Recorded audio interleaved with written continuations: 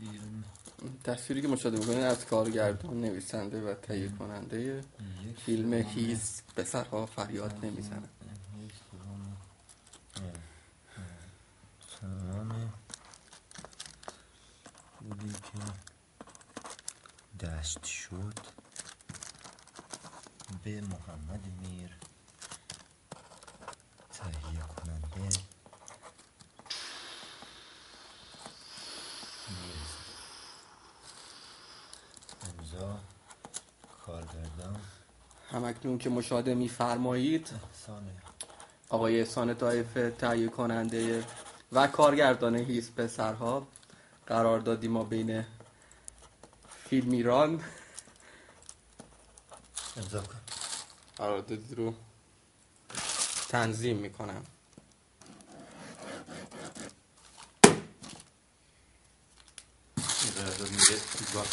آقای طایفه، فیلمبرداری از همکنون شروع می شود.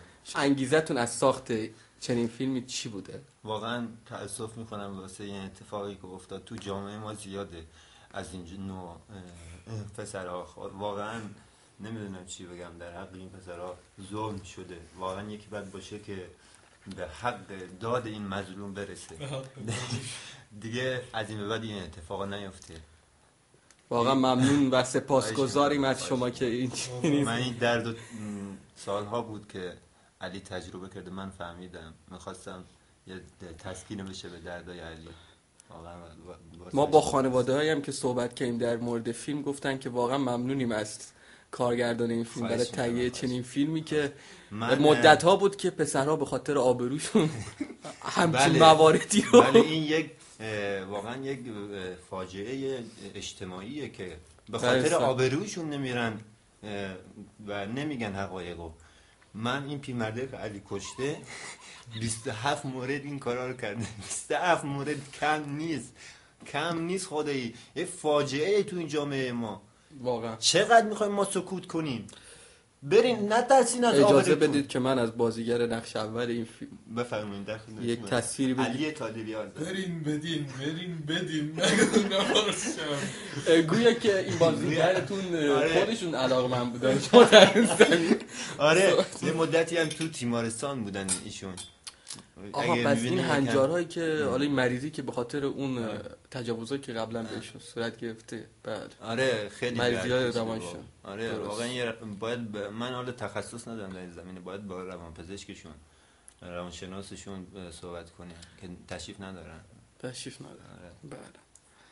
خب فیلمم از اول عید به بعد اکران میشه و امیدوارم که شما استقبال بکنید. حتما آقای طایفه. حالا ما میخوایم یک آلانوگ از این فیلمو. آره پس صدا دوربین حرکت اکشن.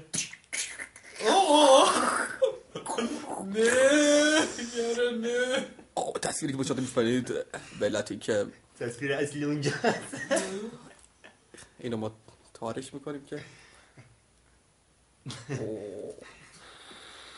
علی واقعا مورد تجاوز قرار گرفت. خجالت نکش مرد. بگو علی بگو حقایق رو نگذار نترس از پنهان بشه. نه آبرو چیزی نیست که دستمایه این بازی بشه. علی تو میتونی. و اینجا آخر فیلمه. میشه یه مقدار از فیلم نامه رو بر ما خب لوس میشه چون اون اکران نشده. میترسم اون لوستون تو حلم آقای طایفه. خواهش میکنم با خده هم میریم سینما نگاهش میکنیم. خده هم میریم یه ویلیت میخریم و تماشا میکنیم.